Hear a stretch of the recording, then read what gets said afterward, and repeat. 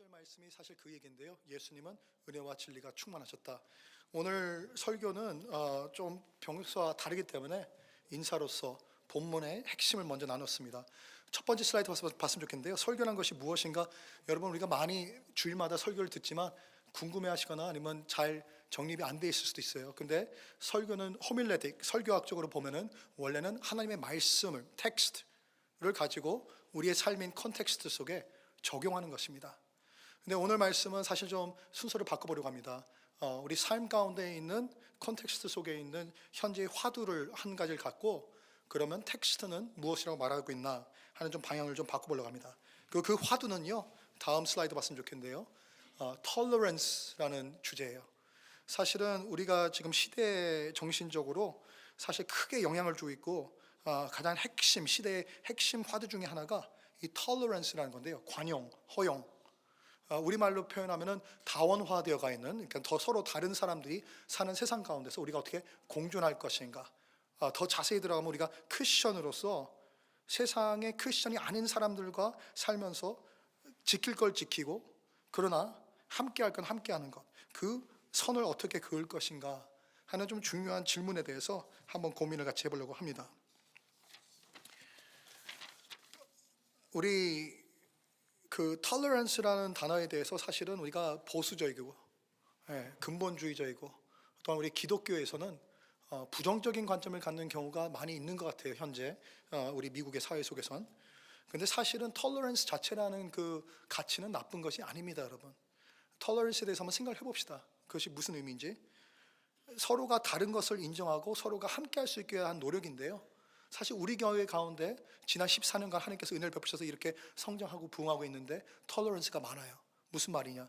우리는 분명히 시작할 때 한인 이민교회에서 14년 전에 시작하였고 주님께서 우리 귀한 담임 목사님 보내주셔가지고 사역을 열심히 하시면서 한인교회로서 성장했습니다. 한국말로 예배드리고 어른들이 모여서 예배드리는데 우리 자녀들이 함께 예배를 오다 보니까 자녀들은 어떻습니까? 미국에서 태어났고 미국에서 교육받고 한국말 잘 못합니다. 그래서 영어로 예배드리는 것이 필요하게 되었고 어린이 예배가, 청소년 예배가 필요하게 되었습니다. 그럼에도 불구하고 우리는 미국 땅에서 살면서 하나님의 은혜 가운데서 남자와 여자가 만나고 우리가 한국 사람과 한국 사람 아닌 사람이 만나서 결혼하게 됨으로써 그런 은혜의 가족들이 함께 예배드리는 자리가 필요하고, 그래서 우리가 이렇게 1부, 2부 예배 때는 우리가 그런 가족들이 같이 예배드릴 수 있게끔 또 통역을 하게 됩니다. 이런 것들이 하나의 작은 예인데요, 우리가 tolerance라고 생각하지 않지만 사실은 우리가 한인교회로서 불편함을 감수하고 한인교회 이상의 것, 팽창하기 위해서 노력하는 그런 변화들이에요. 그러니까 하나의 긍정적인 tolerance의 예라고 들을 수 있습니다. 드리고 싶은 말씀은 뭐냐면요, 세상 가운데 tolerance와 화두가 있는데 tolerance 자체는 나쁜 것도 좋은 것도 아니에요. 단지 그리스도인으로서 tolerance를 대할 때는 문제가 되는 것이 무엇이냐, 세상 가운데서 이 tolerance는 관용이라는, 허용이라는 범위를 정하는 그 과정 속에서 어떠한 기준을 놓고 이것들이 이루어지고 있는가, 이것을 우리는 예수 그리스도를 믿고 성경을 토대로 진리라고 믿는 그리스도인들이 고민해 봐야 되는 점입니다. 이걸 잘 안 생각하고 우리가 그냥 흐르는 대로 물대로 가면은 사실은 우리가 로마서 12장 말씀이었죠. 1절 2절 말씀에 Do not conform to the ways of the world 해가지고 세상의 방법과 동조하지 말라고 말 안 하는데, conform하고 세상의 방법대로 가기가 너무 쉬워요. 학교에서 배우는 것이 그렇고 우리가 문화와 그런 어떻습니까? 영상 매체 그런 것들을 통해서 접하는 그런 가치관들이 세상의 것이기 때문에, 그것이 익숙하기 때문에. 그래서 오늘 드리고 싶은 말씀은요, 우리의 근본 바탕, 기준, 다음 장이죠, 슬라이드. 우리가 tolerance를 하고 안 하고 허용과 관용 속에서의 기준과 가치를 어디에 둘 것인가, 이것에 대해서 고민하고 싶은 겁니다. 세상 가운데요, 사실 표면적으로 보면요, 우리 꼭 기독교인만 A를 하고 또한 기독교인 아닌 사람들은 B를 하고, 우리가 주일날 예배 모이는 거 그런 것은 있을 수 있겠지만 일상적인 생활 속에서의 구분이 잘 없습니다. 심지어는 인도주의적인 좋은 것을 봤을 때도요, 오늘 우리가 7명의 선교팀이 그리스 땅에 가서 그것에 나라와 국가를 잃고 이제 어떻습니까? 그렇게 떠돌이 신세가 되어 있는 시리아 난민들을 도와주기 위해서 갔는데, 시리아 난민은 크리스천들만 도울까요? 넌 크리스천들만 도울까요? 크리스천 중에도 난민들을 불쌍히 여기서 도우는 단체들과 사람들이 있는 것이고, 넌 크리스천 중에도 인도주의적으로 그들이 그런 어떤 휴머니테리언 그런 가치를 두고 도는 사람들이 있는 거예요.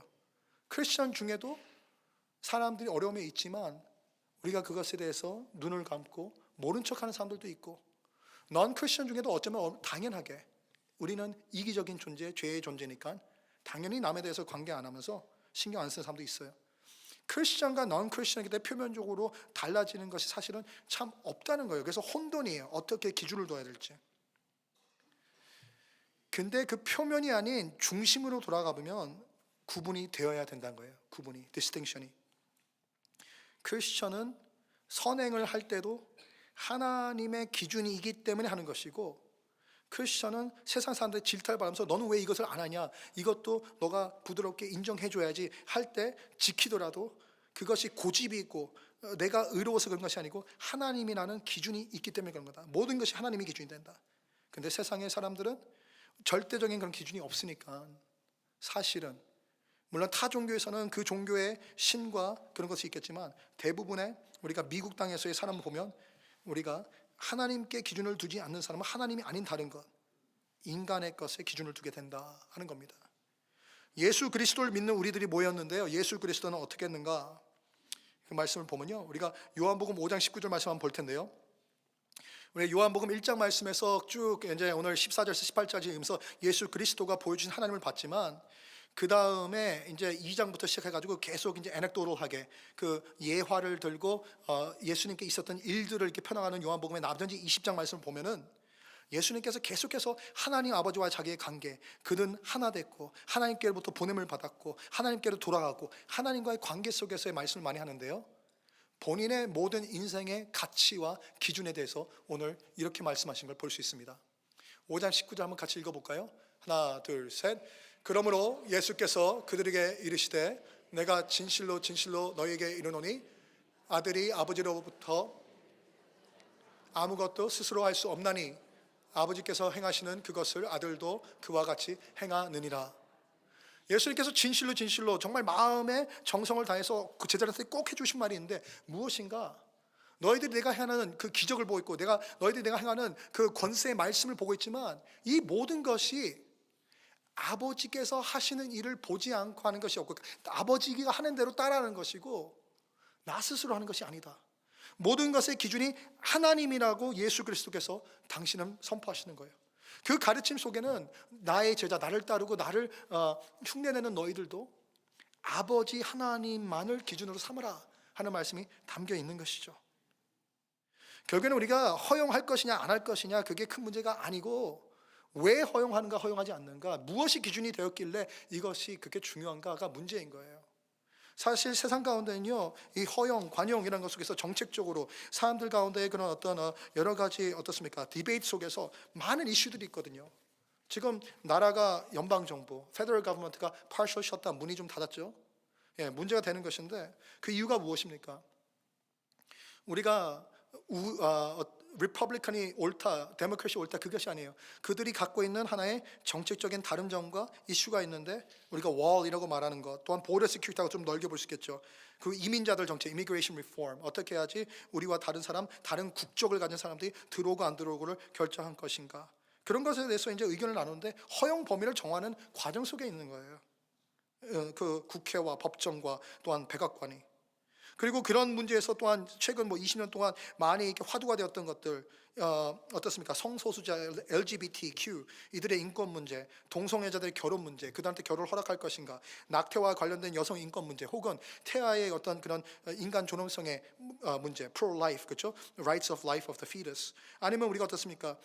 그런 개인의 여러 가지 선택권에 대해서 어디까지 허용을 할 것이고 어디까지 범위를 제한할 것인가 하는 톨러런스의 문제를 놓고 법도 만들어지고 그런 어떤 정책도 만들어지고 사회적인 이해도 우리가 공감대를 이루고 그런 과정 속에 있는데, 그 여러 가지 이슈 속에서 기준이 무엇인가 이거예요. 기준이.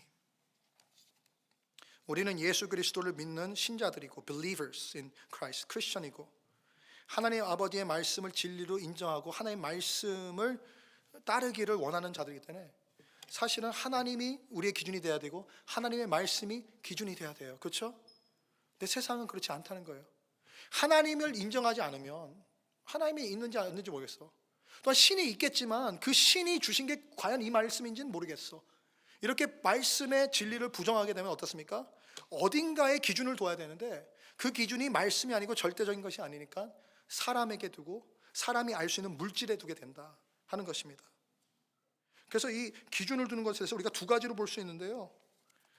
다음 그 파워포인트 볼게요. 두 가지의 기준. 쉽게 보면 우리가 여러 가지 기준들이 있겠지만 두 가지로 쉽게 나눌 수 있습니다. 믿는 자의 판단에서 봤을 때 하나님에게 기준을 둘 것인가, 신본주의죠. 혹은 하나님이 아는 다른 것, 모든 것, 그냥 쉽게 말해서 인간에게 기준 둔다 합시다. 인본주의로 갈 것인가, 이겁니다. 그런데 하나님께 기준을 두면은 세상을 하나님께서 만드신 크리에이터고 우리는 크리에이션, 창조된 세계이기 때문에 이 창조된 세계에서는 물질, 그렇죠? 스페이스 앤 타임, 물리적 현상뿐만 아니라 영적인 세계, 그리고 영적인 세계와 물리적인 세계와 다르게 개념의 세계 속에서 절대적인 가치가 있는 진리들. 그러니까 사람이 사람을 죽이지 말아야 된다. 이것은 사람이 그냥 어떤 어떻습니까? 에볼루션. 오랜 세월 동안 진화하면서 서로 경험하다 보니까 사람이 사람을 죽이면 나한테도 해를 올 수 있기 때문에 사회적인 공감대를 이루어서 우리 서로 죽이지 말자고 소셜 컨트랙트가 맺어졌다. 인본주의적인 어떤 그런 개념 속에서는 그렇게 설명할 수 있겠죠. 근데 그게 아니라는 거예요. 사람이 그렇게 결정하든 안 하든 서로 다 죽이든 죽이면 안 된다는 그런 어떤 절대적 진리는 우리와 상관없이 인디펜던트하게 하나님의 마음과 의지가 담겨있는 진리이기 때문에 그건 무조건 변함없이 진리라는 거예요. 진리는 사람과 상관없다 이거예요. 근데 신본주의적으로 하면 그 진리가 인정이 되지만 하나님께로부터 진리가 오고 하나님께 진리가 담겼다. 사람한테 중심을 두고 사람, self-referential, 사람을 reference 하면은 그 진리의 절대성이 성립이 안 되거든요. 한국 사람들은 이렇게 한대, 미국 사람들은 이렇게 한대, 백인들은 이렇게 한대, 흑인들은 이렇게 한대. 이렇게 왜 구분 두는 거예요? 그래서 이 기준을 그렇게 두니까. 그래서 절대주의와 상대주의가 나누게 되집니다. 하나님의 말한 거는 하나님은 불변하시기 때문에 그 속성이 어떻습니까? eternal 하십니다. never changing입니다. 그리고 그가 always righteous 하십니다. 그러니까 하나님의 진리는 영원한 건데, 불변한 건데, 사람은요 역사의 흐름 따라서 사회 그 구성의 변화에 따라서, 교회 말씀도 됐지만 교회도요 여러분 진리의 공동체지만 한국 사람들끼리 모여가지고 30명 한국말로 예배드릴 때는 한국말로 예배드리는 게 맞는 거고, 30명 예배드리다 60명이 되는데 그 중에 10명 미국말만 하고 한국말 못 알아듣는 사람들이 그 가운데 함께 하게 되면요 통역을 해주는 게 맞는 거예요. 변화되는 거예요 세상은. 근데 진리는 변하지 않는다니까요. 진리는 상황적인 게 아니에요. 그래서 이런 판단 기준이 있어요. 근데 크리스천조차도 세상에 영향을 받고, 또한 우리가 말했지만 교회에서조차도 우리가 절대 진리도 있지만 상황적인 판단도 있기 때문에 우리 가운데 어린이들이 이제 오기 시작하면 어린이 예배도 드려야 되잖아요. 그런 상황적인 것들이 생기기 때문에 상황적 판단과 절대적인 진리를 쫓아간과 이것이 섞여 있는, 이렇게 혼용돼 이렇게 섞여 있는 그러한 현실 속에서 우리가 깨어 있지 않고 우리가 우리의 분명한 기준과 우리 신앙의 신념에 대한 이해를, 세계관을 갖고 있지 않으면은 자칫하면 우리가 세상 풍조 따라서 상대적이고 인본주의적이고 물질주의적인 판단의 흐름 속에 빠지기가 너무 쉽다는 거예요. 사도 바울은 그래서 로마서 12장 말씀 보면 그렇게 말하잖아요. Do not conform to the patterns of this world. 세상의 방법에 동조하지 마라. 그게 무슨 말이냐면 결국에는 통시적인 이 성경 말씀 한 절 한 절 5절의 말씀 그걸 이해했냐 그게 아니고, 사실은 창세기부터 계시록까지의 전체적인 하나님의 의지와 뜻이 담겨 있는 하나님의 주권과 섭리의 뜻, 진리의 총체적 이해가 필요하다니까요. 그래서 사실은 저는 그 expositionary preaching, 이 성경 말씀 본문에 충실해 가지고 뭐 5절이면 5절 그걸 그 속에 담겨 있는 하나님의 뜻을 설교하는 거를 원칙으로 삼고 그렇게 하려고 하지만, 오늘은 좀 큰 그림을 좀 같이 봤으면 좋겠다 싶어서 이 말씀을 드린 겁니다. 큰 그림, 창세기에서 계시록까지의 그 전체적인 하나님의 뜻을 우리가 어떻게 보고 어떠한 관점으로 볼 것인가. 하나의 예를 들게요. 이것은 하나의 지금 세상 가운데 이슈가 되는 부분이기도 하지만 그 이슈에 대한 커멘트라기보다는 하나의 예로 들어서 우리가 총체적 진리, 하나님의 그런 어떤 세계관을 갖는다는 것이 어떤 의미일까를 고민하기 위해서 드린 예입니다. 무슨 예인가? 하나님의 인간 창조, 남녀의 성의 창조입니다. 한번 읽어볼까요? 잘 아시는 말씀이지만 하나님께서 태초에 창조하실 때 인간을 어떻게 창조하셨는지 하나 둘 셋. 하나님이 자기 형상 곧 하나님의 형상대로 사람을 창조하시되 남자와 여자를 창조하시고. 이거는 그냥 성경의 진리고 성경께서 말씀하시는 하나님이 창조하실 때 어떻게 했는지 보여줍니다. 사람을 만드는데 사람은 남자와 여자로 만드셨다. 남자가 아니면 여자고 여자가 아니면 남자고 그 외의 것은 창조하지 않았다. 이렇게 보여주는 거죠. 그것이 진리인데요. 뭐 세상 속에 이슈가 되는 어떤 트랜스젠더나 LGBT 뭐 그런 얘기를 하려는 게 지금 아니고요. 내가 선택하는 나의 성에 대한 얘기가 아니라 이 어떻게 생리학적으로, physiologically, biologically, medically, 의학적으로 아이들이 선택 없이 엄마 뱃속에서 자라서 태어나는 애들 중에 어찌 된 일인지 남자와 여자의 성기를, 남자의 특성과 여자의 특성을 다 몸속에, 그게 선택이 아니라 몸속에 갖고 태어난 애들이 있다니까요. 그걸 인터섹슈얼이라고 불러요. 놀라운 일이죠. 그러니까 그게 이해가 안 되죠. 혹시 모르겠어요. 여러분 가운데도 그렇게 태어나신 분이 있을 수도 있으니까 그것을 비교하는 건 아닙니다. 그런데 그렇게 태어난다는 거예요, 사람들이. 그럼 이 성경의 진리, 이것은 불변하는 것이고, 우리가 어떻게 우리의 인간의 그런 생각이나 인간의 어떤 경험이나 이런 현상적인 그런 어떤 일어나는 현상으로서 이것이 틀렸다 말할 수 없는 진리인데, 진리는 남자와 여자가 창조됐다고 말하는데 왜 우리가 눈에 보이는 아이들이 태어났을 때 그런 의학적으로 병원에 갔을 때 보이는 몸에는 남자도 여자도 성기가 달려있는가 하는 거예요. 그것을 세상의 방법으로, 인본주의적인 방법, 물질주의적인 방법으로 와서 세상에 하나님은 없고 진리는 없고 단지 눈으로 볼 수 있는 것에 의해서 판단하는 것이고 하는 사람들은 그것을 하나의 기준으로 삼는 거예요. 그것을 하나의 그 예로 삼는 거예요. 그래서 봐라, 세상 가운데 남자와 여자만 있는 것이 아니고 인터섹스 피플도 있는 거고, 그런 물리학적인 현상이 드러날 수 있다는 것은 또한 가능성에 대해서 여는 것인데, 사람들이 경우에 따라서는 남자도 여자도 아닐 수도 있고 남자와 여자 둘 다일 수도 있고, 혹은 남자가 여자가 되고 싶어 할 수도 있고 여자가 남자가 되고 싶어 할 수도 있고, 혹은 그 외에 뭐 다른 여러 가지 사람이 상상할 수 있는 모든 가능성에 대해서 가능성은 있다 하고 세상은 가능성들에 대해서 문을 활짝 엽니다. 기준이 없으니까. 말씀이 기준도 아니고요.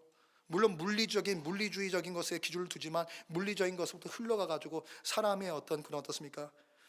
정신으로 컨스트럭트하는 세계에 대해서 또한 사람에게 기준을 두니까 인본주의적으로 혼돈이 오고 결국에는 모든 바운더리와 모든 것의 이해에 대한 체계가 무너지는 거죠.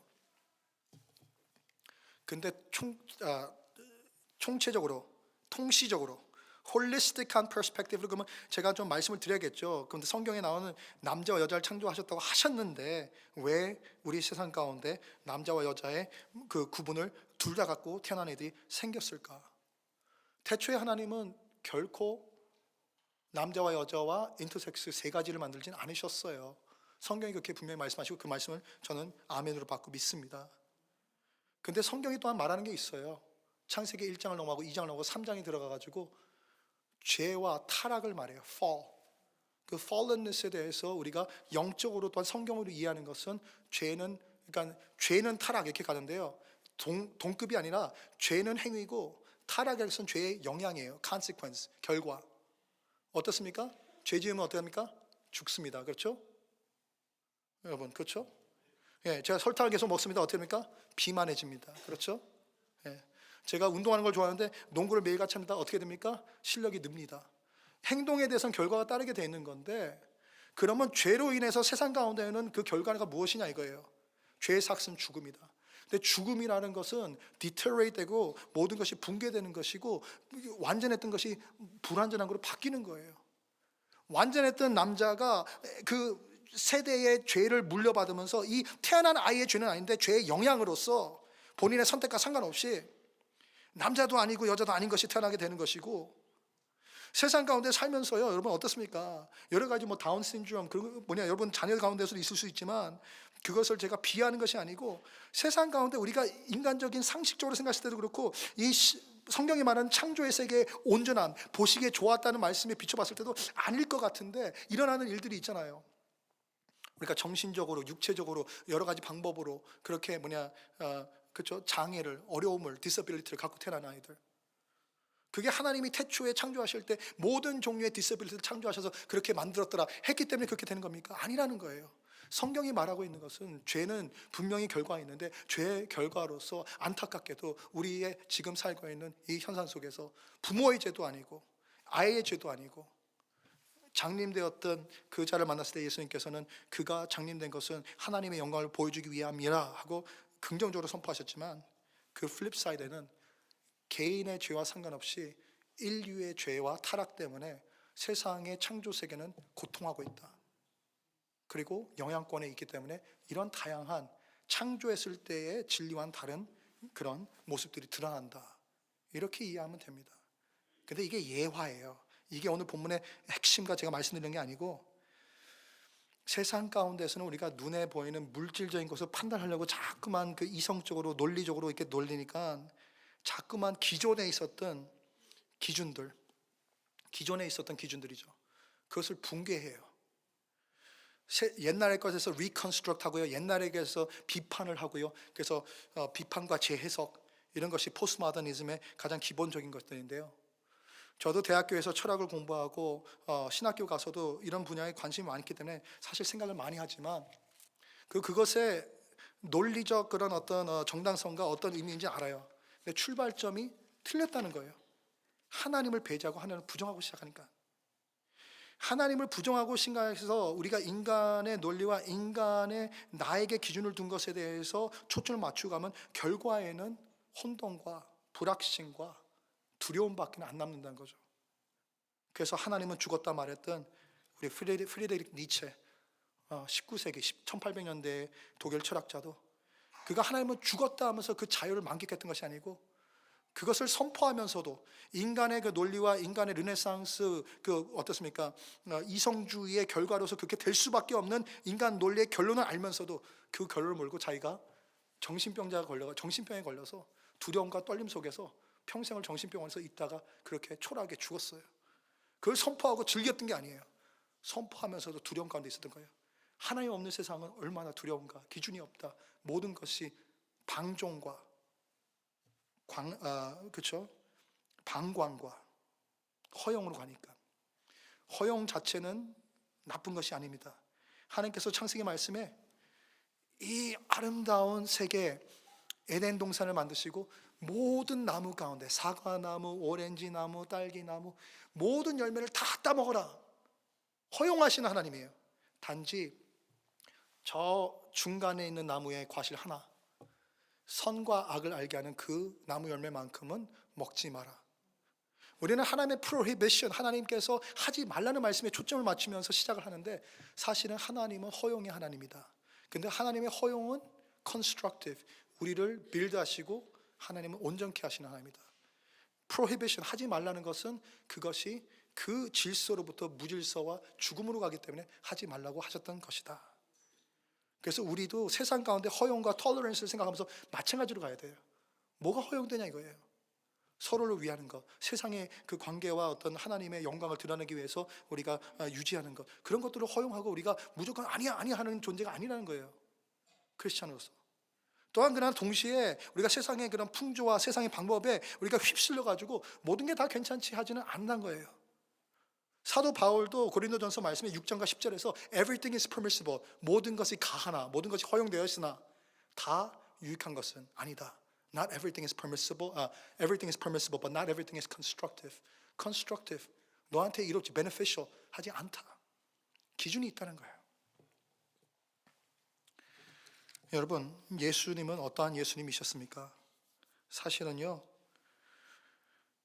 신본주의적이고 절대주의적인 율법주의를 가졌던 산헤드린과 바리새인들이 봤을 때 굉장히 진보적이고 굉장히 사회 질서를 파괴하고 아주 겁나고 그 위험한 얘기, dangerous한 그런 어떤 얘기를 하는, 사실은 세상을 disrupt하는 아주 그 문제아였어요. 문제아. 그런데 예수님께서 하시고자 했던 것은 도대체 무엇이냐는 거예요. 문제를 일으키기 하는 것입니까? 아니에요. 이 말씀을 잘 이해했으면 좋겠는데요. 마태복음 5장 17절 한번 읽어볼까요? 같이. 마태복음 5장 17절 셋 다음에 읽습니다. 하나 둘 셋. 내가 율법이나 선지자를 폐하러 온 줄로 생각하지 말라. 폐하러 온 것이 아니요 완전하게 하려 함이라. 예수님이 말씀하셨던 건 율법이나 선지자, Law and the Prophet, 그것은 예수님 당시의 성경이거든요. 말씀에 대한 도전이 아니란 거예요. 하나님께서 보이신 진리와 절대적인 기준에 대해서 사람이 관습과 전통으로 만들면서 그것이 변형되고 그것의 원 의미를 그것을 잃어버려 가지고 그것을 되살리고 온전하게 하시게 오신 거지. Restore and reconcile, 그것을 온전하게 다시 돌리시고 그 화해를 시키기 위해서 율법과 선지자라는 제석을 하는 거지. 율법과 선지자, 하나님의 진리, 말씀, 그것을 퀘션하고 그것을 도전하는 게 아니라니까요. 근데 세상 속에서 말씀 따라 산다고 하면서도 교회가 정화돼야 돼요. 우리는 개혁주의 신앙이거든요. Reformed. 그래서 우리는 Reformed and Reforming이에요. 우리가 예전에 그 카톨릭 교회에서 500년 전에 잘못됐던 것에 대해서 지적하면서 그것으로부터 바뀌었지만, 지금 시대에 우리 장로교회가, 우리 개혁교회가, 우리 침례교회와 뭐 감리교회가 모든 걸 다 잘하고 있습니까? 아니에요. 개신교라고 잘하고 카톨릭은 뭐 그거 아니에요. 카톨릭이 문제가 아니라 개신교가 문제가 아니라 성경의 말씀 따라서, 성령의 알게 하심 따라서 진리의 본질로 돌아가서 총체적으로 창세기부터 어떻습니까? 계시록까지 이 모든 말씀의 진리의 총체적 이해와 적용으로서 우리가 하나님께 신실하냐 안 하냐예요. 뭐 그 어떻습니까? denomination, 이 어느 그게 중요합니까? 그걸 예수님은 도전하신 거예요. 그 당시에 있었던 산헤드린, 그 율법주의 그 종교 지도자들에게. 그리고 그것을 말씀을 깊이 보고 묵상하고 그 영혼 가운데 그 괴로움이 있고, 왜냐하면 그냥 카톨릭에서 시키는 대로 하긴 했는데 그 가운데 진리의 만족이 없었던 거예요. 그래서 마틴 루터 같은 사람들이 진리 속으로 오라고, 진리 속으로 오라고 해서 말씀 가운데서 발견해가지고 은혜의 자유함도 얻고 개혁이 되는 거죠. 그러한 개혁이 사실은 오늘날도 일어나야 돼요. 그래서 오늘날 속에서도 우리가 이 톨러런스의 문제가 됐든 다른 문제가 되었든지 간에 개혁적인 믿음 본질로 들어가서 하는 그러한 믿음, 예수님이 그걸 말씀하세요. 율법이나 선지자를 폐하는 게 아니다. 우리는 늘 말씀 중심으로 간다. 말씀이 기준이다. 근데 그 말씀은 기준이라고 해가지고 말씀을 이렇게 대충 했던, 지금까지 해왔던 방법이 아니라 늘 말씀을 새롭게 보고 늘 말씀의 원 의미를 생각하는, 온전하게 하는, 완전하게 하는 예수님의 실천, 그것이 교회 속에서 사실 계속 필요한 우리의 또한 실천인 줄 믿습니다. 그래가지고요, 여러분, 우리는 이 tolerance라는 그 시대에 살고 있잖아요. 다시 한번 처음에 제가 포스했던, 처음에 여러분께 한번 같이 고민하자고 묵상하자고 말씀드렸던 질문을 다시 한번 봅시다. 첫 번째 시작할 때 그 질문이 무엇이냐면요, What does a Christian do? 그 다음 거 아닌가요 혹시? 슬라이드. 멀티미디어에 감사합니다. How should a Christian respond to the issue of tolerance so prevalent in our society today? 그래서 오늘날 이렇게 팽재해 있는 다원화 가운데서 관용이라는 그 이슈에 대해서 서로 다른 사람들이 어떻게 공존할 것인가, 어떻게 크리스천으로서 그것에 대해서 답을 찾을 것인가, 이것이 질문인데요. 우리가요, 시대 정신 속에서 하나의 흐르는 철학으로서 인본주의적인 그런 허용과 방관, 서로 그냥 관심 없는 그것이 팽배하지만 겸손과 확신이라는 기준으로 성경 말씀에 근거해 가지고 우리가 판단과 행동을 해야 된다. 세상 가운데 우리는 하나님의 말씀을 들고 빛과 소금으로 사는 부름을 받은 제자들이다 하는 말씀을 다시 드립니다. 오늘 말씀 서두에 말씀드렸지만 오늘 말씀은 좀 거꾸로 가는 느낌이 있죠. 세상 얘기하고 그 다음에 성경 속으로 조금씩 들어가고 있습니다. 오늘 본문을 읽었던 요한복음 1장 14절 18절 말씀을 다시 한번 보면서 결론을 좀 지어보려고 해요. 성경 말씀을 볼 때는 저는 꼭 4가지 질문을 합니다. 네 가지 질문 슬라이드 보여주시면 좋겠는데요. 아니, 4가지 질문 슬라이드요. 어떤 4가지 질문이냐면요, 성경은 여러분, 우리가 인본주의자들이, 무신론자들이 이제 성경을 보면서 우습게 보고 성경에 대해서 이렇게 퀘션을 하는데 질문이 틀렸기 때문에 그래요. 성경을 보면서 바이올로지의 이야기를 해요. 피직스의 이야기를 하고 성경을 보면서 그런 어떤 cultural 그런 어떤 criticism하고 뭐 anthropology 그런 인류학적인 거 그런 어떤 사람들이 있는 학문적인 걸 얘기해가지고 것 봐라 우리가 알 수 있는 세상에서 관찰하고 세상에서 이제 공부했던 거에서는 이러한데 성경에는 그런 것이 없고 성경에는 그런 것에서 반대로 얘기하고 뭐 이렇게 얘기하는데요. 여러분 성경은요 우리에게 필요한 답이 모두 all of the answers that we need to know for our spiritual relationship with God. 하나님과의 관계와 우리의 하나님께서 지으신 창조 목적에 따라서 우리가 가는 그 결론, 그렇죠? 영원에 대한 모든 답을 갖고 있는 거지. 우리가 지식으로 알 수 있는 세계의 모든 디테일된 인포메이션에 대한 답이 있는 책은 아니에요. 가끔가다 그런 식으로 생각하는 사람도 있어요. 안 믿는 사람도 믿는 사람도. 성경은 모든 디테일된 팩스와 인포메이션을 가진 백과사전이 아니에요, 여러분. 성경은 토픽과 이것이 드러내는 진리가 분명해요. 그 핵심은 하나님의 계시예요. 계시라고 말하잖아요. Revelation, Testament. 하나님이 누군가를 분명히 보여주는 책이에요. 하나님 자신만이 우리한테 나는 이러하다 말할 수 있으니까 하나님이 스스로를 드러내기 위해서 우리에게 주신 말씀을 우리는 믿는 겁니다. 그래서 첫 번째 질문은 Who is God이에요. 성경 보면서 하나님만 찾고 딴 것만 찾으면 그거 다 헛것이에요.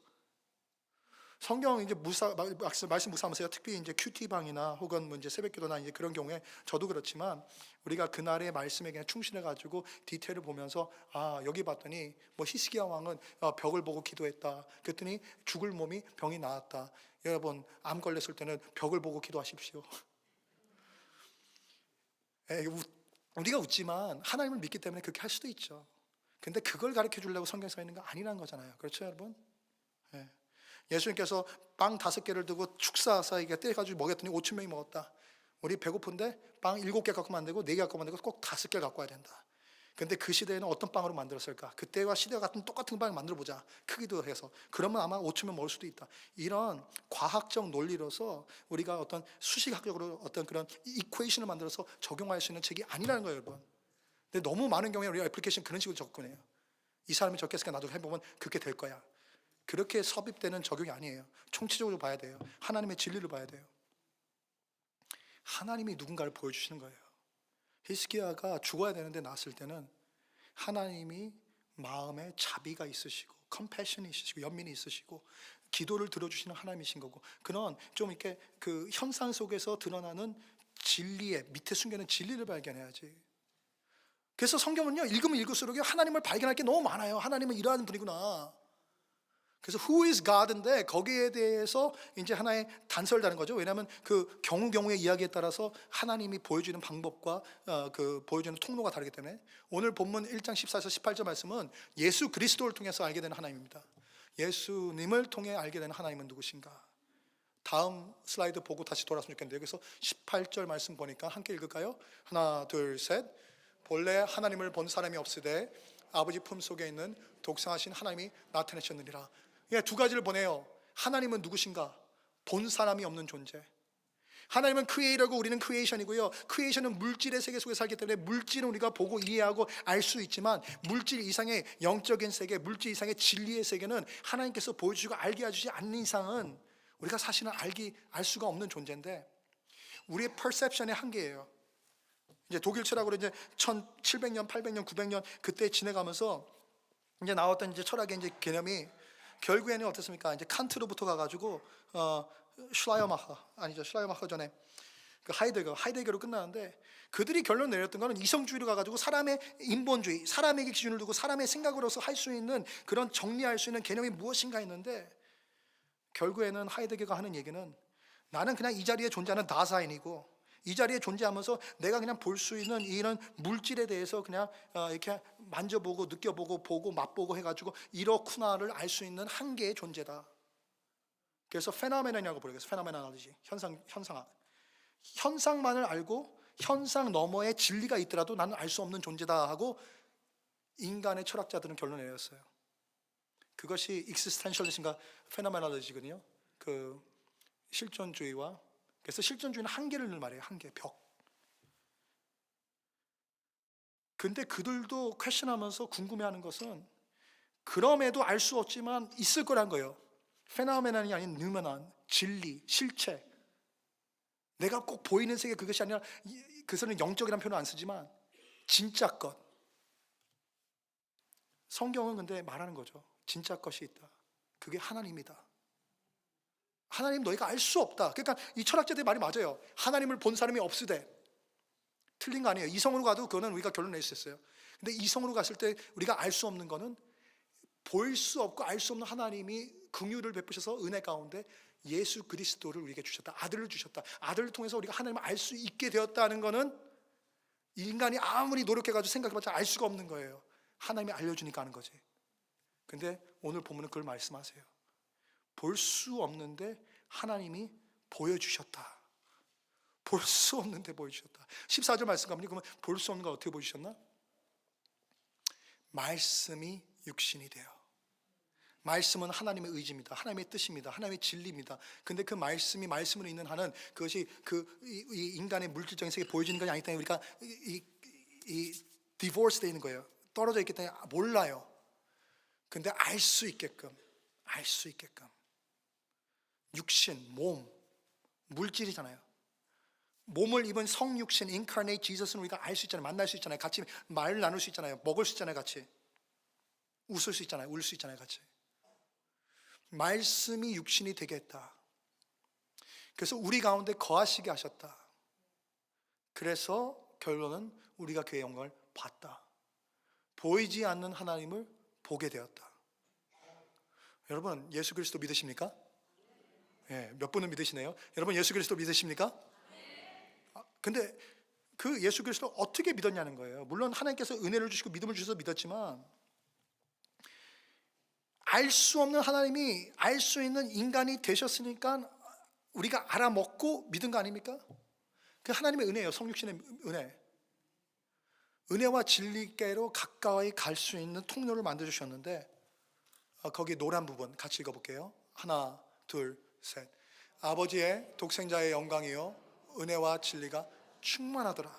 그래서 두 슬라이드 올라가서 하나님은 누구신가의 질문에 오늘 핵심 답은 이거예요. 예수 그리스도가 보여주시는데 하나님의 영광은 하나님의 그 어떤 존재적인 그 영화로우심은 그 글로리는 은혜와 진리 충만합니다. 은혜와 진리 충만합니다. 우리가 하나님에 대해서 아는 게 별로 없어요. 우리가 뭐 많이 공부해요. 하나님의 속성은 이렇고 하나님은 영원하시고 불변하시고 하나님께서는 공의로우시고 하나님은 사랑이시고 뭐 많은 걸 하지만 사실 그거 다 알았다고 해가지고 하나님을 아는 게 아니잖아요. 뭐 얼마나 압니까? 근데 하나님을 분명히 아는 게 하나가 있는데 성경이 오늘 말하는 것, 본문이 말하는 것은 하나님은 은혜와 진리에 충만하십니다. 이거 하나는 우리가 분명히 안다는 거예요. 은혜와 진리에 충만하심. 그럼 이걸 우리가 해석하려면 뭐가 필요합니까? 은혜가 뭔지 알아야 되잖아요. 은혜가 뭐냐? 진리가 뭐냐? 그거 사실은 은혜와 진리 교회라는 교회 이름도 있어요. 은혜 진리로 끝나기 쉬운데 제가 저기다 안 적은 거 하나, 제일 중요한 걸 수도 있어요. 충만함이 무엇이냐? 그걸 알아야지 우리가 오늘 결론에 이를 수 있어요.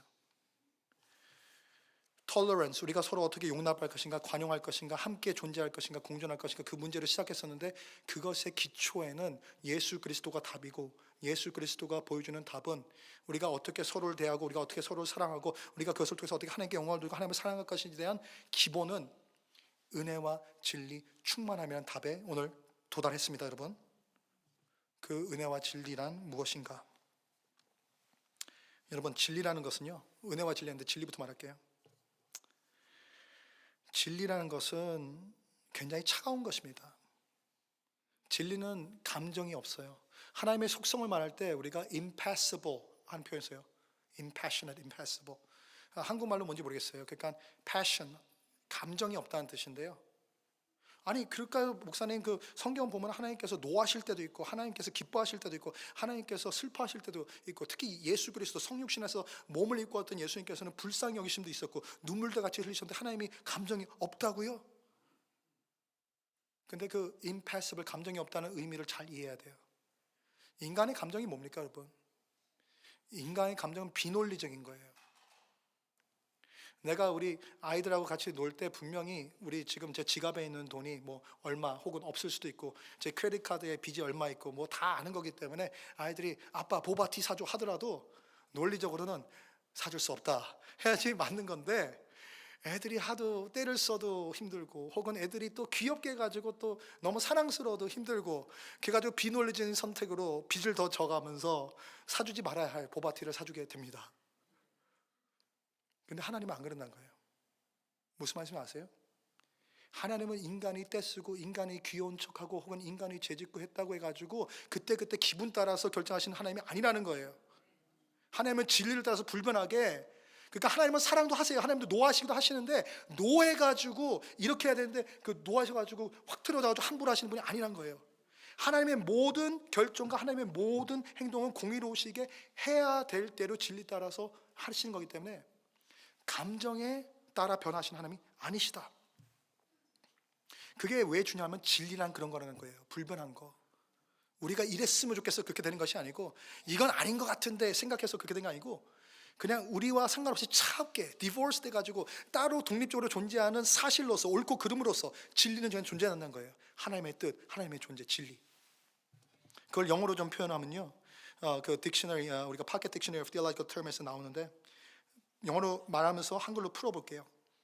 Truth is grounded in the being and the will of the triune God. 진리란 것은 삼위일체의 하나님의 그 의지와 존재에 기초해 있다. Hence, whatever reflects God's own being and will is truth. 그러므로 진리란 것은 무엇인가? 하나님의 계시, 하나님의 드러나심이 진리다. Furthermore, Jesus Christ is the truth in that He is the revelation of God. 그렇기 때문에 예수 그리스도 성육신, 우리가 볼 수 있는 진리, 예수 그리스도가 진리의 계시다. 근데 그 진리는 불변하고 영원한 것이다. 기준인 것이다. 그렇기 때문에 여러분, 우리가 기준이 못 되는 게요, 사람의 인본주의적인 그런 어떤 상식과 지식. 우리가 40, 50년 전까지만 보면요, 우리가 그 사이콜로지스트들이 쓰는 매뉴얼이 있는데 DSMV라고 부를 거야 아마 제 기억에. 동성애라는 것이 존재하는 걸 알았어요 사람들이, 그 행동. 하지만 그런 행동을 하는 것이 비정상적이기 때문에 그것은 정신병으로 생각들을 했었어요. 의학적인 구분에서, 그렇죠? 근데 그것에 이제 어떤 그런 허용의 범위, 사람들의 공존대가 아니 사람들이 그냥 그럴 수도 있겠지, 그러고 싶은데 그냥 허용 좀 해줘 해가지고 의학적인 그런 어떤 병명을 짓는 책의 매뉴얼조차도 그것이 바뀌어가지고 그것은 정상적인 사람의 선택 범위에 있는 선택이다. 건강하지 않은 사람이 남자가 남자를 좋아하지 않는 것이 아니고 건강하지만 건강한 사람들이 할 수 있는 선택 중에 하나다. 이렇게 의학적으로는 결론이 났어요. 심리학적으로는. 그러니까 기준이 없으니까 변한다는 거예요. 사람이 기준이니까. 근데 하나님의 기준인 것은 변하지가 않아요. 그 이슈를 놓고 저는 동성애나 트랜스젠더나 혹은 뭐 어떤 문제나 레이시스트나 뭐 여러 가지 뭐 놓고 이걸 지금 잘라가지고 이제 나눠가지고 이게 나쁘다 그걸 얘기하는 게 아니에요. 오늘은 제가 말하지만 총체적인 통관하는 그런 관점을 말하는 거예요. 홀리스틱한 퍼스펙티브. 진리는 진리고 진리는 변함이 없다는 것이 잡혀 있어야 돼요. 그래야지 흔들림이 없어요. 그게 하나님을 하나님 되게 하고 있는 거고 하나님을 경외해서 두려워할 줄 아는 것이고 하나님을 인정하는 신앙인 겁니다. 그리고 더 나가서요, 은혜란 무엇인가? 진리는 차가운 거예요. 진리는 관계적인 게 아니에요. 아무리 하나님의 아빠지만 제가 막 떼쓰고 막 귀여운 척한다고 진리 때문에 하나님이 바뀌거나 마음이 움직이지 않으세요. 근데 은혜란 무엇인가?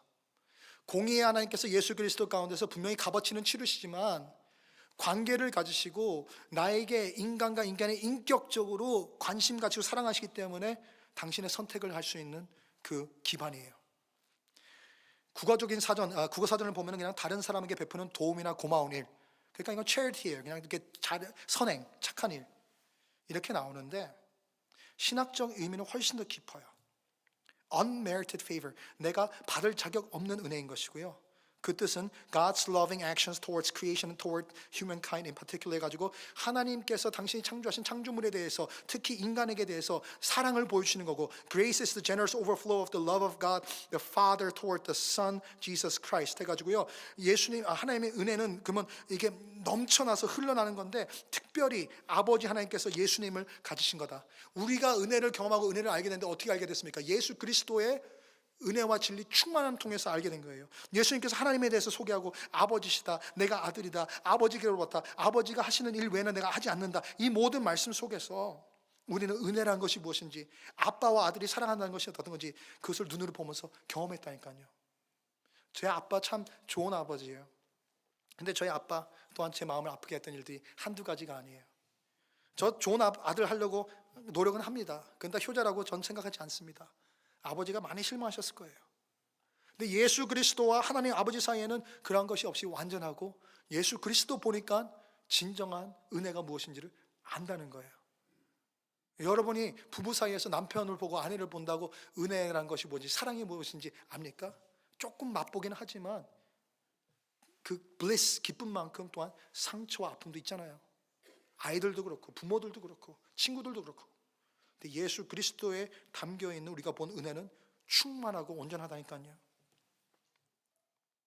그래서요, this love is most clearly demonstrated to the humans through God's selfless giving of Jesus to enable people to enter into a loving relationship with God as the Holy Spirit enables them. 그렇게 나왔는데, 예수와 하나님의 관계 속에 있을 뿐만 아니라 그렇게 사랑하시고 은혜를 충만하게 보여주시는 예수 가운데서 그를 희생양으로 값없이 주심으로써 우리에게까지 익스텐드 하시는 그 은혜를 충분히 보여주셨다. 그런데 우리의 판단 기준, 우리가 톨러런스를 포함해서 세상 가운데서 어떠한 결정을 할 것이냐에 대한 그 기준, 그 잣대, 그것이 은혜와 진리 충만합니다. 적용점 두 가지입니다. 첫 번째는요, 마지막 슬라이드. 여러분, 우리가 조화를 가져야 돼요. 은혜와 진리 사이에. 은혜와 진리 사이에. 제가 일부 예배 때와 좀 순서를 바꿔서 말하기 때문에 저희 통역 다원자매님 많이 힘들어할 텐데, 일부 예배 때 썼던 예화 할게요. 다원자매님 잘 쫓아와 주세요. 무슨 말이냐면요, 여러분, 사람은요 자기중심적이고 이기적이고 또한 그러하기 때문에 죄성 가운데서 자기 정당화, self justification, 날 justify가 너무 쉬워요. 무슨 말이냐면요, 이거는 예화예요. 제가 아내하고 얘기했었는데 아내가 허락을 안 해주더라고요. 텍사스에 살고 우리 교우들 중에도 그렇고 어떻습니까? 레크레이셔널리 이렇게 슈팅하고 하는 사람들이 있어가지고 저도 같이 쫓아간 적도 있고, 군대도 갔다 왔고, 아내한테 우리 총 하나만 살까? 이랬는데 절대 안 된대요. 우리 아이들한테 위험하고. 그리고 더 나아가서 그래서 뭐 그런 생각도 없었지만 아내한테 물어봤죠. 혹시라도 위험한 사람이 이렇게 집에 들어오고 그러면 어떻게 보호해줘야지. 총 맞아도 되니까 괜찮대요. 근데요, 사람 마음에 자기의 습관이나 자기의 어떤 그런 preference와 자기의 그런 어떤 합의나 그런 것 때문에 이거는 괜찮은 거야 하는 게 있잖아요. 우리가 정당하는 거. 총기 소유 괜찮은 거야. 법적으로도 허락되어 있어. 예를 들어서 그 사람이 들어오면은 그 사람이 법을 어기고 우리 집에 들어왔으니까 그 사람을 내가 죽이고 싶으면 나쁜 마음이 있어 그런 게 아니고 우리 가족을 보호하기 위해서 self defense 할 수 있는 거야. 이렇게 말할 수 있죠. 성경은 뭐라고 합니까? 우리가 십계명에서도 나오지만 살인하지 말라. 살인은 나쁜 마음으로 해가지고 사람 죽일 때만 살인합니까? 실수로 사람 죽이면 그건 살인 아닙니까? 하나님께서 그런 상황들 다 이해해가지고 물론 율법 말씀 가운데서 도피성도 만드시고 다 하셨지만 살인은 살이라는 거예요. 진리는 불변이라는 것이에요. 우리가 허용되고 우리가 할 수 있는 이해되는 거기 때문에 크리스천들이 어떤 면에서는 정치적인 게 아니지만 그냥 예화로서 많은 크리스천들이 아메리칸 라이플 어소시에이션 총기 소유권에 대해서 이렇게 디펜드하는 거기에 막 이렇게 해요. 저는 거기에 대해서 지금 뭐 비판하려는 게 아니에요. 그냥 그런 현상이 드러난다는 거예요. 내가 하고 있는 것에 대해서 내가 옳다고 하니까. 근데 저는요, 하나님께서 축복하셔가지고요, 한 번도 감사하게도 남자로 태어나가지고 남자를 봤을 때 야 너무 멋지고 로맨틱하게 저 사람한테 끌리고, 감사하게도 그런 적이 없어요. 여러분, 감사하게도. 감사할 일이에요. 내한테 달려있는 게 아니기 때문에. 심지어는 생각보다 해봤어요. 왜냐면 제 룸메이트 가운데 대학교 4학년 때 게이 룸메이트이 있었어요. 이제 걔하고 깊은 대화를 하는 거죠. 걔 말을 믿어야 될지 안 믿어야 될지 모르겠지만 이제 자기가 막 그러려고 관심 갖고 오늘부터 난 남자를 좋아할까 했던 게 아니고 좋대요. 근데 나는 좋은 적이 없었으니까 이해가 안 가죠. 근데 나하고 상관없으니까 이제 진리가 쉽게 적용되는 거죠. 야, 성경이 말하고 하나님의 기준은 그게 아닌데 너 왜 그러니? 그런데 살인하지 말라 이런 얘기는요, 내가 평소에 이게 익숙해졌고 이게 합법적으로 돼 있고 다들 우리 주변에 있는 형제들도 총기 갖고 있으니까 나도 하나 갖고 싶은 거예요. 이 이슈를 말하는 게 아니고 우리 마음의 죄성을 말하는 거예요. 폭로하는 거예요, 여러분. 우리가 다 죄인이에요. 로마서 3장 23절, 그렇죠? 한 사람도 하나님의 그 의에, 그렇죠? 영광에 이르지 못하고 다 죄를 졌다고 하고요. 로마서 6장 23절 말씀 뭐입니까? 그런데 그 죄의 결과는 죄의 삭슨, the wages of sin, death, 죽음이라고 분명히 선포를 하시는데, 남의 죄는 우리가 쉽게 보이고 남의 죄에 대한 진리는 진리가 맞네요 하면서도 내가 찔리는 부분에 대해서는 우리가 귀를 막고 사실은 우리가 무모하고 이것은 정당하기가 너무 쉽다는 거예요. 여러분, 은혜라는 것은요, 남한테 관대하고 진리라는 것은요, 나한테 철저해야 돼요, 여러분. 진리 따른다면서 다른 사람한테 손가락 진리를 맨날 작대기를 대지, 나에 대한 진리의 찌름과 나에 대한 진리의 그 어떤 깊은 그런 추구와 그것을 쫓아감과 그것에 대해서 이렇게 갈망함과 그게 없으면요, 그 진리 아니에요. 정죄지. 하나님께 기준을 두는 거는 신본주의는 절대적인 겁니다. 앱솔루트입니다. 근데 세상의 모든 앱솔루트 절대적인 것이 신본주의, 하나님께 영광이 되는 건 아니에요. 율법주의 하나님께 영광이 안 됩니다. 절대적이지만. 근본주의 또한 우리 어떻습니까? 그냥 컨서버티즘이라고 말하죠. 보수주의, 옛날 것이 좋으니까 옛날 것대로 하자. 아니에요, 여러분. 옛날 것대로 하자. 사람들이 한국말 아는 사람이 와도 통역 주지 말자. 그 사람들이 있고 싶으면 있겠지? 아니에요. 바뀌어야 돼요. 통역 더 잘해야죠. 근데 진리는 지키고, 근데 진리를 누가 지킵니까? 믿는 자가 지키는 거예요. 믿는 자. 안 믿는 자에게 진리가 아니라서가 아니라 그 사람들은 진리의 기준을 아직 인정을 안 했다니까요. 근데 인정한 우리는 지켜야 될 거 아니에요. 그리고 은혜. 그냥 마음씨 좋게 세상의 방법대로 그냥 tolerance, 관용해가지고 모든 게 다 좋지, 그게 아니에요. 예수 그리스도의 모습과 하나님의 헌신적인 진리를 지키면서도 관계를 맺기 위해서 예수 그리스도 당신의 아들까지 십자가에 못 박혀서까지라도 restore and reconcile, 너와 화해하고 너를 회복시키겠다는 하나님의 의지가 담기는 그 은혜, 그것을 우리가 믿고 우리가 받기 때문에 우리도 따르는 거예요. 그래서 그 조화를 찾아야 돼요, 여러분. 여러분, 진리가 모자랍니까? 여러분, 마음은 참 좋고 사람들한테는 따뜻한 분이신데 하나님께서 기준을 모르 삼고 하나님께서 원하신 것이 무엇인지 잘 모르시겠습니까? 우리가 말씀 묵상하는데 좀 더 열심히 해야 돼요. 그냥 말씀해가지고 그냥 습관, 그냥 1년에 한 번씩 성경 신년 통독해서 와서 읽읍시다. 사실 전 신년 통독 정말 좋아하긴 하는데요. 죄송합니다. 지금 목사님 또 이제 그리스 선교하셨는데 어쩔 때는 애들하고 읽으면서도 뭐 하는 짓인가 싶기도 해요. 그 3시간 동안 하나님께서 읽는데 하나님의 말씀을 존중한다는 의미, 그 경외심을 표현한 거지 사실 그렇게 읽어가지고 그게 진리가 막 레지스터가 됩니까? 여러분, 성경 읽었어요. 무조건 읽으세요. 근데 또한 성경 묵상하세요. 개인적으로도 그렇게 하시고, 우리가 성경 공부했을 때 그 열심을 내셔가지고 등록하시고요. 우리가 서로 만났을 때도 우리가 깊은 말은 아니지만 오늘 은혜 받은 게 있고 또한 오늘 내가 깨달아가는 게 있는데 우리 말씀 한번 보자 해가지고요. 5분 10분 말씀 보세요. 커피 마시고 애들 이야기하고 그런 것도 중요하지만 우선 진리는 쌓고 가야 되잖아요. 그래서 내가 좀 진리가 모자라다 싶으면 진리에 초점을 두고, 조화라는 것은 모자란 것을 채우는 거잖아요. 은혜가 모자라다, 그런 사람들도 있어요. 많지는 않지만 교회들 가보면 보통 한 10% 정도 되는 것 같아요. 너무 오래 다녔고 너무 습관이 돼가지고 결국에는 제가 말씀드렸던 어떻습니까? 진정한 의미의 진리와 은혜를 따르는 신본주의자가 아니라 율법주의를 따르고 근본주의를 따르고 그런 어떤 옛날 방법들, 보수주의를 따르는 거죠. 그래가지고 이래야 돼 저래야 돼, 너 왜 그러고 있니? 교회 왔는데 왜 청바지 입고 와서? 사실 저 오늘은 1부 2부 3부 예배 설교하니까 이거 입고 왔지, 가끔 가다가 이렇게 청바지 입고 애들하고 그냥 이렇게 스웨터 입고 와서 합니다. 너무 판단하지 말아주세요. 근데 옳고 그른다고 생각하는 게 너무 고정돼 가지고 그것이 사실은 진리면 좋은데 아닌 경우도 있고, 진리라고 할지언정 진리만 있지 은혜가 없는 거예요. 그러니까 온전하지 않은 거예요. 온전한 예수님은 진리와 은혜가 충만하였더라. 진리를 자꾸만 나한테 적용해서 내가 스트릭트해지면은 내가 너무 죄인인 것 같고 막 그러지만, 또한 동시에 은혜를 충만하게 적용해가지고 하나님의 은혜가 나한테 있다는 걸 깨달으면 나는 용서받았고 자유했다.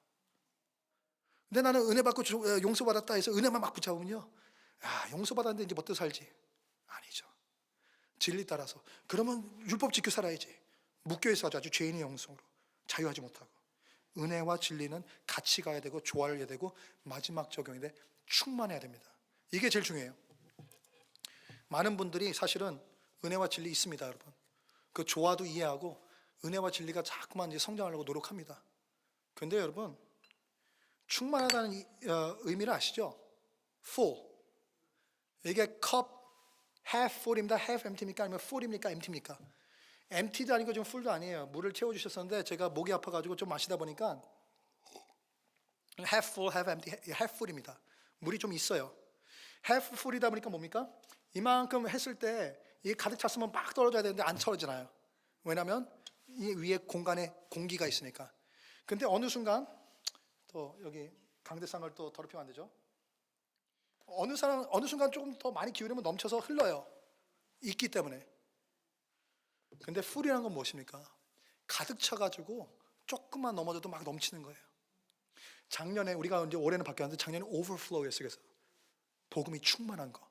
가득 찼으니까 조금만 건드리면 복음이 막 나오는 거예요. 근데 그게 왜 중요하냐 여러분?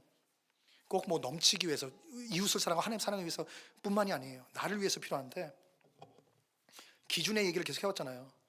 우리의 결국에는 이 전쟁은요, 그렇죠? 우리가 성경 말씀에도 나오지만 육에 대한 것이 아니고 영적인 것인데, 결국에는 우리가 기준, 우리의 모든 것을 기준을 어디에 둘 것일까? 하나님 말씀, 하나님 그 자체의 그 기준을 두는데, 충만하지 않는 나머지는 뭡니까? 이 물은 하나님이에요. 은혜와 진리예요. 하나님께 두는 그 기준을. 나머지는 인본주의고 이 세상이라는 거예요. 제 가운데도 있고 여러분 가운데도 있어요. 우리 학교도 다녔고요. 우리 매스미디어 통해서 우리 한국 드라마도 보고 미국 드라마도 보고요. 뉴스도 보고요. 공화당 얘기도 들어보고 민주당 얘기도 들어보고요. 다 이렇게 들으면서 막 복잡하니까 은혜와 진리 아닌 것들이 꽉 차 있어요. 우리가 꽉은 아니고 차 있어요. 차 있어. 하나님도 차 있지만 우리가 다른 것들이 차 있어요. 찌꺼기들. 예수님은 그게 아니었다는 거예요. 예수님은 세상 가운데 살면서 세상을 뚫어봤고 세상을 다 알았지만 예수님 가운데 있는 건 은혜와 진리뿐이었다. 그게 풀리스예요. 충만하다는 건. 딴 게 없으니까 혼돈이 없는 거예요. 은혜 진리대로만 가는 거예요. 기준이 분명한 거예요. 우리도 그러기를 주님의 이름으로 축원합니다. 은혜와 진리의 충만함은 우리의 노력으로는 안 돼요. 하나님께서 우리에게 주시고 채워주셔야지 가능해요. 우리의 것이 아니기 때문에. 그래서 우리가요, 영성생활, 신앙생활 얘기를 하지만 깨어 있어야 돼요. 우리가 습관대로, 우리가 편한 대로, 우리가 봤을 때 쟤는 왜 저래? 혹은 쟤는 멋지네. 그것들이 틀렸을 거라고 생각을 하세요, 제발. 그리고 그러면 그것이 틀렸다고 그냥 마음대로 바뀝니까? 유들이 있게 이랬다 저랬다? 아니에요. 진리를 쫓아갑시다. 은혜를 쫓아갑시다. 그것을 하나님께 구합시다. 그러면 우리 sanctification, 성화와 그 마지막 날에 정말 충만한 때가 오거든요. 그걸 우리가 glorification, 영화라고 불러요. 예수님께서 돌아오시고 예수님께서 약속대로 새하늘과 새 땅을 이루시고 우리와 함께 하실 때는 우리가 은혜, 진리, 충만한 예수님 닮은 자로 다시 설 줄 믿습니다. 그날 때까지는 우리가 그렇게 되어지는 과정 속에서 신실, faithful 할 수 있도록, 그러한 변화가 우리 속에 있도록 우리가 기도하며 은혜, 진리의 충만함을 추구하길 원합니다. 함께 찬양팀 올라오시고요. 같이 일어나서 마지막 좋은 찬송 부르시겠습니다.